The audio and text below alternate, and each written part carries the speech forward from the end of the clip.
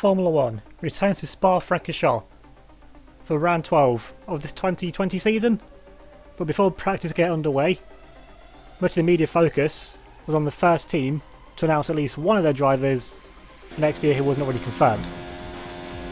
After scoring his debut podium last race out in the crazy German Grand Prix, Williams happily confirmed that Nicholas Latifi will stay at the British team for next year, and looking to build on the momentum he scored from last race and maybe take another podium before the year's out.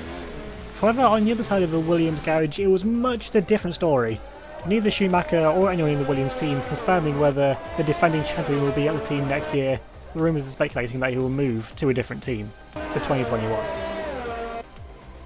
Alfa Romeo were looking strong early on, however Joshua would make a mistake through pit 1 early in first practice, and spin out and spin unfortunately back onto the racing line and have contact there with the Williams of Mick Schumacher, which would put an end to both of their sessions early in FP1.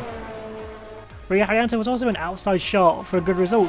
The Indonesian finally looked to be getting to grips with the McLaren. Was easily inside the top 6 in all 3 of the practice sessions. Looked good for score McLaren's best result for some time. And Red Bull finally looked to be back where they belong, with both Verstappen and Alex Albon inside the top 5 in all 3 of the practice sessions, with Verstappen even troubling the top of the timesheets late on in final practice.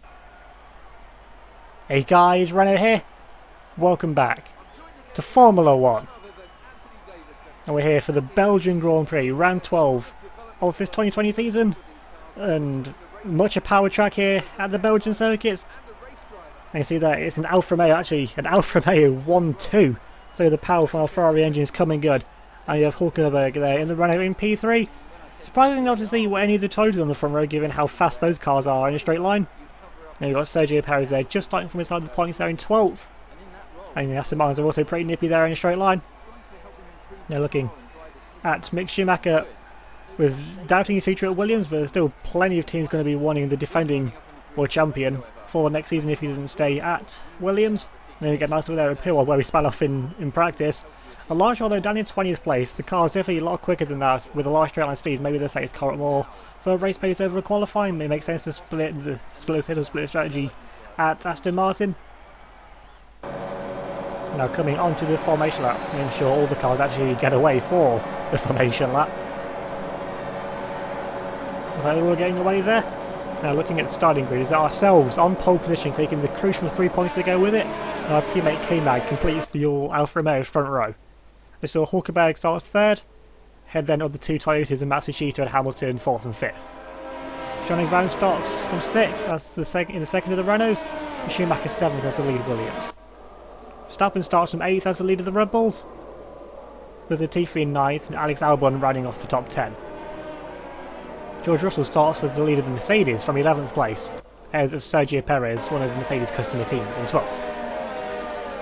Kvyat starts 13th in the other Merc, head then of Haryanto, who had a poor qualifying for both McLarens given the pace they showed in practice. Then we have Sebastian Vettel will lead Ferrari in 15th, ahead then of Pierre Gasly 16th in the AlphaTauri, beating his teammate Sergio Sette starts from 17th but on the alternate strategy starting on the medium tyres, with Lando Norris all the way down in P18. Charles Leclerc didn't do much better than what he's been doing recently, and he's starting down in 19th place, with Lance Stroll bringing up the rear in 20th and the second of the Aston Martins. But with how close the midfield fight is, Sette Camera there, as you can see on the screen, on the medium tyres, could definitely be one to watch. I mean, it is usually a one-stop race, but you can do the alternate strategy, starting on the medium then go to soft later in the race and could have some mighty pace in the final 7 or 8 laps. Now lining up on the grid in our first pole position I think all season, and our first with Alfa Romeo. They're now coming to the 5 red lights for the start of the Belgian Grand Prix. Right side on the way we go, it's a very short hold that is. That's going to be the drag race down into 1 K-Mag there on the racing line, but we've got the inside line though coming into the corner, going contact there from the Renault, and K-Mag's easy clears, so they got a really good launch there and into this very short run for turn 1. Now we're side by side there with one of the other championship rivals, Nico Hulkenberg actually forcing massively out.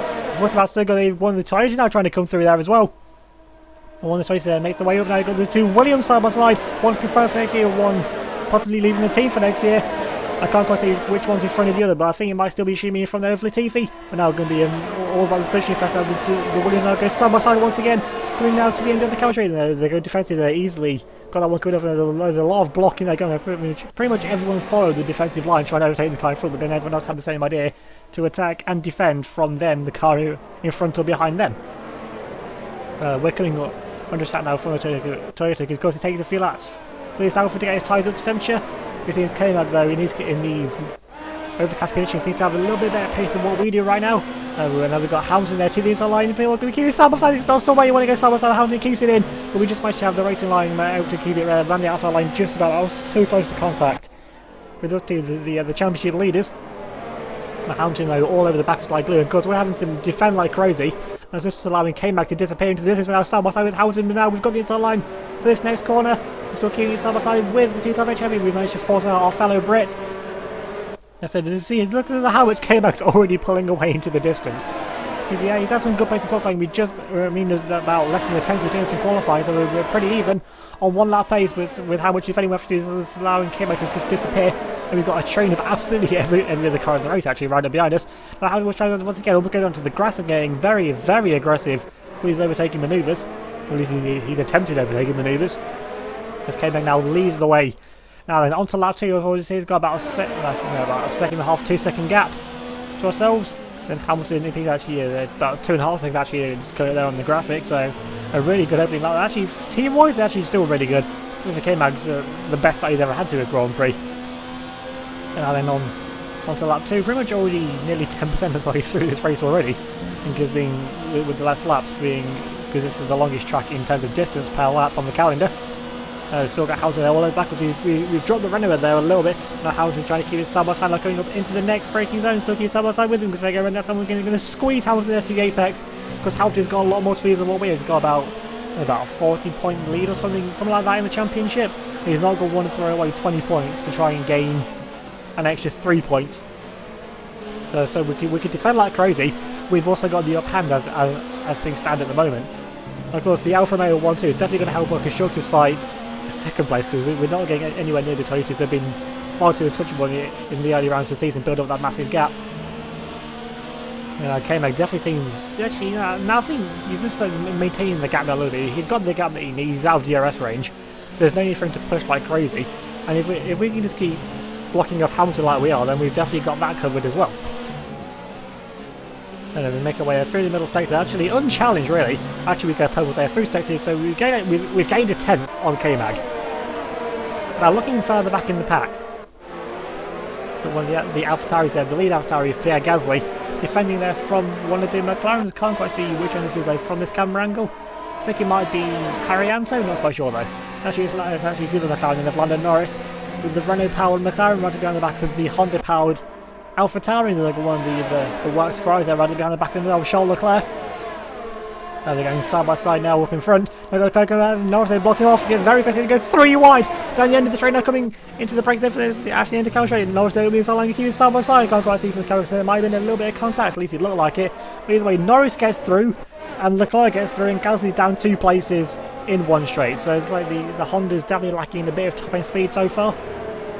And Gasly, I mean, he's only a few laps into the race. He's not actually pulled too far away yet from his teammate Sergio Seticamera.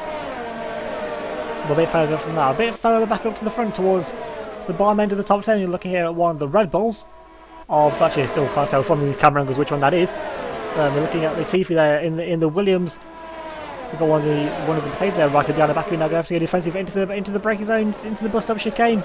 Got Latifi defending from Danny Kvyat in the Mercedes AMG.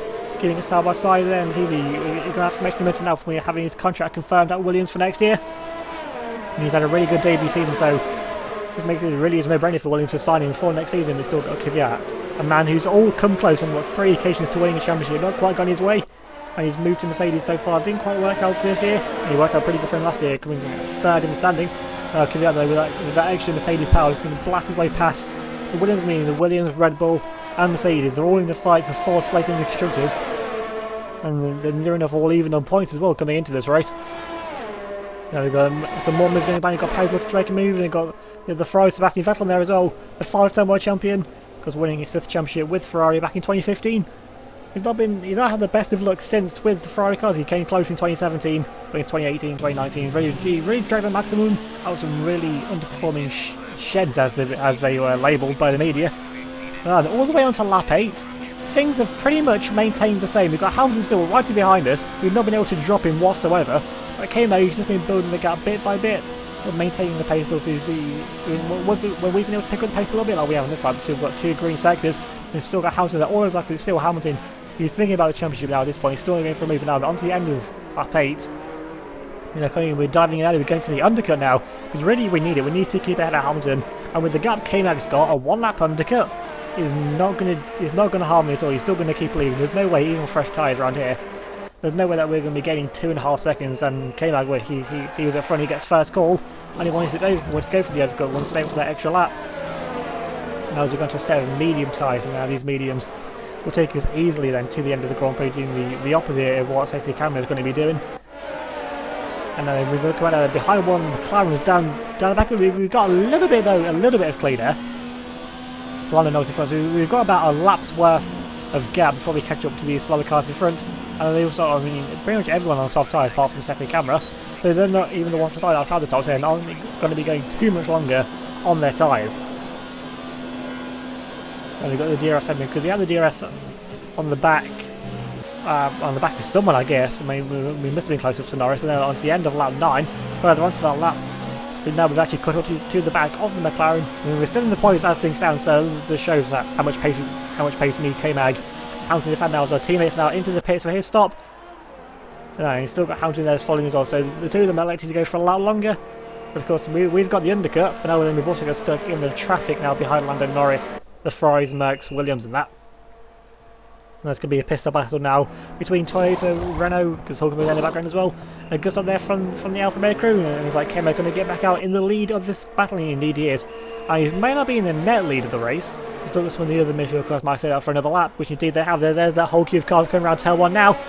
And then we've got one of the Mercedes up there into second place, one of the Ferraris there into third, and then there's we are behind. We've actually lost time now, because we are still behind McLaren of Norris, who's going to the pits.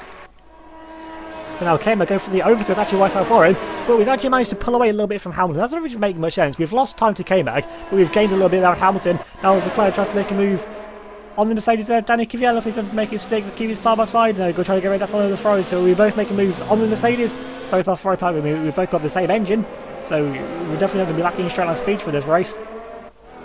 But now then Hamilton crucially hasn't managed to get past the Merc. That is crucial for us. The Mercedes car there holding him up. But now we really need to clear this Ferrari if we've got any chance of trying to chase down after our teammate. I think it's actually Russell there in the Merc that stayed out for this extra lap because he was the leading Merc pretty much all race really. Now just coming out there and through. There's actually now a bit of a hard cut onto this lap. These two is still saying that they're trying. There's some very different strategy, some sort of like mega overcut. But now we've got so much more grip trying to go sneak around the outside line of the close. We're actually going to force it off the grove. He's still keeping it there. Side by side, we're going to force the issue now into the next corner, the corner with no name. We're forced way up now into second place. And once again, it is an Alfa Romeo 1-2. I think for the first time since, what, 1951 or 52, something like that? It's been a very long time, in almost 60 years, since Alfa Romeo found themselves even more than that in this position. And now, can we chase down KMAG? He's had it all his own way, but now we've got Russell and Leclerc in between ourselves and Hamilton. That is exactly what we need. If you look at the meanwhile, we've even got one of the Renaults there, catching onto the back as well. And we've got a green there, despite actually everything well through the second sector. And this is really what we need now. Russell is now he's already fallen away. Actually, Russell's actually managed to make an overtake on Leclerc as well. So we've managed to hold him up so good that Russell's managed to make a move on the Monegasque as well. Those two, they have. Even in their short careers, they've already got a bit of a personal rivalry. They're back to last season, and both of them are fighting for the win. Now, the battle between them now comes to the pit lane. It's going to be Mercedes crew versus Ferrari. Even if we can get a good look at the different car concepts that the teams have adapted, even with of course, all the teams have got the same rules to work with. It's all about how you adapt those regulations to building your car. And the Ferrari is. It does look kind of boxy. He's not exactly performing ideally. You know, it looked like that last year and it had a lot more pace then. Now we've got Sergio Sette for a set of hard tyres. Why have they done that? Surely they should be able to solve. I mean, something's gone wrong there in the communication. I mean, it looks good on the car. The white tyres suit the white and blue car. But he's seen Leclerc and Russell done hard throws on a set of softs. Why have they put a set of cabinet? There's something's gone wrong there in AlphaTauri. Maybe did they run out of soft tyres? Something must have gone wrong there. There's no way they should have been putting him onto hard tyres. But either way, back onto our battle front, we've got Hulkenberg now actually up into P3, so Hulk somewhere managed to get past Hamilton as well. So maybe Hamilton suffering with some car issues, maybe a little bit of tyre wear. I mean, the tyre wear we saw last year wasn't the Toyota's strong point. And I was K-Mac put up the fast lap of the Grand Prix, 1 minute 51.1. Then we go quicker, 150.5. Well, 1:06, close enough. We just gained half a second there on our teammates. Now we need to keep putting in the laps like that if we want to catch him by the end of the race. Now looking back in towards the pack once again, towards the bottom end of the points. Now we've got the Team Mercedes running on track together, so these two finally managed to find each other on a piece of tarmac.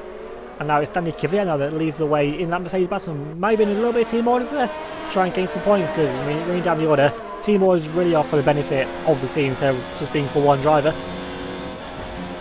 And Kvyat has actually lost a little bit of time there too.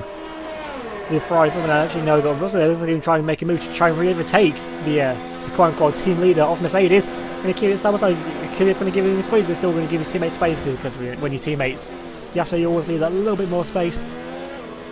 And Russell there, clean move there on the inside line, around the outside, but still Kvyat tries to fight it, but still he tries to press the issue, but there's nowhere there through there for the Russian. Still some nice respectful driving there between the teammates. I mean, they're still down the bottom end of the points, even if they are actually in the points. Well, then back just onto lap 16, we've got Hamilton now back up into P3, and we really are getting on our teammate Kevin Magnussen now. We've got, once again, green fast sector, purple mid, so we're definitely finding a lot of time there through the middle sector of the lap. As K-Mag goes faster, we're 150.5, when we come across the line, we don't actually beat that time, we basically match it. I think we're only, what, a tenth or two slower? More like 100th even. So me and K-Mag now fighting for this win. Fastest lap after fastest lap now to the end of lap 17, we've got red from the fast sector. But purple again, we're still finding so much more time through this middle sector. I don't quite know how we're imagining it, this final system, but we're really imagining we're pulling away from Hamilton. Coming over the line once again, he's going to be fast. I mean, it is a fast lap at 150.1, half a second quicker, but we're still 2 seconds behind, so we're gaining time. But the gap is actually coming down, so the time that we're losing when we're not at the same fastest laps. K-Mag, he's got that consistency there. Big fans behind, we've got 300 power cars here in a row. And you've got one of the Williams trying to make a move on the Red Bull. I mean, the Red Bull's going to be better through the corners. Max Verstappen, but a bit more draggy just with how Adrian Newey designs their cars. And the Williams is going to be a car maximising that power. And then we've got Schumi side by side with Verstappen, Schumacher versus Verstappen right there to the line. And you see side by side, the kids there through a Rouge. Now then down the straight, he's still keeping us side by side. He's got DRS there. It's actually Schumi at the DRS, we get slowed down. There you got Alex Albon now trying to come through as well. And we keep Albon, the previous race winner. He's going to have a lot of form now coming into this race. Still keeping us side by side, Schumi still, as you know, trying to force out there. Alex Albon, so some really good team play there from Red Bull. Verstappen holding up Schumi enough to allow Albon, the previous race winner, to come through and gain another place. Albon, he's not had the best season, actually, until last race. But Red Bull finally looked to have got their act together with this car. Albon now finally gaining some pace, getting some confidence now in that car. Now they're on to lap 19 once again. Green first sector, purple again through the middle sector. And you can see there the gap really is now coming down to Kevin Magnussen out front. But he says the first lap for 150.1. We get a quicker 150.0. So we came back trading fastest lap after fastest lap. This is the battle I've been waiting for. The Alfa Romeo, it's been coming good all year, and it's showing now, but now onto the final lap of the race. Actually now Hamilton, of course. Of course Hamilton just had to get involved there and take the fastest lap from one of us. Still, onto the final lap of the race. Came back, me and him have been pushing like I don't even know, like stab rats really, to use the classic phrase there. Now we've got a little bit of everything left, we've got a lot of engine mode left as well, so we've got a little bit to tell you, we're really getting now. Okay, man, we go green 2 tenths quicker through sector 1. We're gaining on the back end. He's throwing the car all over the place. He's throwing everything now at this final lap. We've got 5.5 seconds to Hamilton. I think Hamilton just turned it up for the fastest lap. But with the pace that me and K-Mag have showed all race, he's going to have to accept third place. The reason though, is this the turning point in the season? Is this where Alfa Romeo come good now as the car to beat? There's still just under half his left to go, and if you can keep banging out 1-2s like this, then we've got every chance at the Drivers' and Constructors' Championship still. Our 3.1, running out a little bit while just throwing everything we got. Because our tyres now are starting to go off now as well. We're still gaining though. On Kevin Magnussen, I think may have cooked his tyres even more than what we have, but K-Mag though, he's got the gap to play with. No point in having a massive lead if you're not going to use it up on the final lap of the race. So he can afford to take it easier. We're the one that needs to push now if we want to take this win, but of course, I'm not going to jeopardise the team once here. Of course I want to take the win. Maybe can we even get fastest lap back if that's the point. We're still 1.8 behind K-Mag, so K-Mag, so he's still finding that little bit of pace when it matters. I think Hamilton actually gained a little bit of sound as well, so our tyres now, despite us going quicker through the middle sector, still not quite as quick as what K-Mag or indeed Hamilton have managed at some point in this race. But now then, round the final corner, coming on Natalie Fisher, he got a win last year, but that was in lucky Monaco. But now Kevin Magnussen wins on merit. He wins the Belgian Grand Prix. Well done, Kevin. Great job. Thank you, mate. Well done, guys. You deserve this. Now we're back. Vamos, vamos, vamos. Top job, man. Kind of put it by myself, K-Mag. This car has just been on another level, this Grand Prix. Really is just unmatched speed. And we had enough downforce as well, had enough in the chassis and the aero to bring it through. And Kevin Magnussen gets the second win now of his Formula 1 career. He won one on merit. This time his Monaco win, of course, was on merit. He got lucky with the manic qualifying with this one. Started from second, led the race on lap 1, and never looked back. The Schumacher there, P9. Pretty good result there for the Williams, given the Honda power unit is not quite up to scratch with the likes of the Ferrari or the Toyota engines. K-Mag there for the second time now in his Formula 1 career, out there on the top step of the podium. Gets the trophy in Alfa Romeo 1-2 for the first time since sometime in the 1950s. And that's going to be one there for the PR team. They're going to have a field day with that. Spray the champagne now on a teammate, Alfa Romeo 1-2. Of course, I prefer it to be the other way around, but I'm not taking it away from K-Mag. GG there to the Dane, a brilliant drive from him. And that's exactly what we need for both of the championships. And now it's official, although it was never really in doubt. Alfa Romeo 1-2. K-Mag gets the win. Actually pulls out a little bit of time on that final lap as well. To beat us by 2.3 seconds. And Hamilton gets the fastest lap, but apart from the first stint, never really featured after that. He still gets 13 points though. We still gain 2 points back on him in the championship. Then come the two Renaults 4th and 5th with Hulkenberg beating his teammate Jean-Eric Verne. That's a shooter by Toyota standards with a poor race finishing down in P6.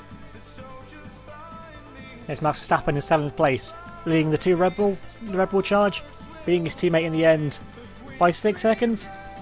And then come the two Williams with Mick Schumacher just behind Albon. Couldn't quite manage to repass the tyre driver, with Latifi actually just behind, only half a second behind his teammate in the end. So Latifi found some pace in the back end there of the race.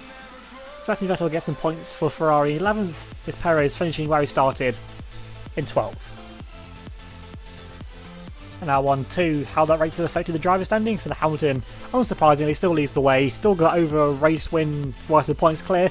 We're still just chipping away a little bit at a time.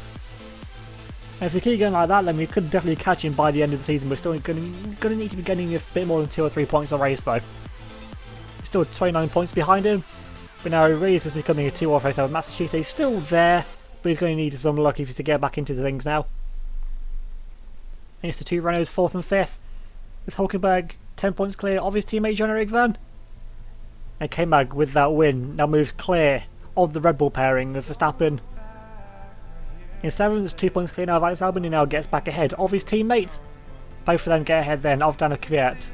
The Russian dropping down now into 9th in the Mercedes, but still on 60 points, but by better result, Albon gets ahead. And Latifi and Mick Schumacher joint on points, with the Canadian still in front of the defending world champion, both on 54 points, with fellow German Sebastian Vettel rounding off the top 12 for Ferrari on 39 points. On to the constructors, Toyota still lead the way with a massive gap, 83 points now over Alfa Romeo, after we took almost maximum points in this race, still lacking one, but I'm not going to complain about that. And we're now the closest challengers to Toyota. They move 13 points clear then of Renault. Of course, the power track not really going to play to the strengths of their car. And in the battle for 4th, it's still Red Bull that have it, just about pulling away a little bit in this race from Williams and Mercedes. 122 points to Williams 108. The Mercedes dropping off now on 89. They've got a little bit of a gap to Ferrari on 61, but now Ferrari now only 3 points clear then of McLaren on 58. Aston Martin pick up a point for their efforts on 43 points, and they're 8 points clear of AlphaTauri, bringing up the standings in 10th on 35. So remember to vote for your driver of the day with the poll link that'll be in the description down below, and to leave a like if you enjoyed, leave a comment down below about what you thought of the race as well. And to subscribe if you're new and hit that notification bell so you don't miss out on any future videos. Also, the link down in the description below will be the wiki which I made for this season. I've got one for this season all the past seasons for 2014, all the past and current teams and drivers, and maybe even a sneak peek at what's coming in the future as well. And I edit it after every single race. I've done every single page, all of that, all by myself, and it's a lot of work when you add up all the hours and that I've had to make for every single one, so I'd appreciate it if you can go and give that a look. Yeah, thanks for watching. If you give me a follow on Twitter and Instagram as well, that'd be much appreciated. There'll be links also in the description down below. Yeah, thanks for watching. I'll see you all next time.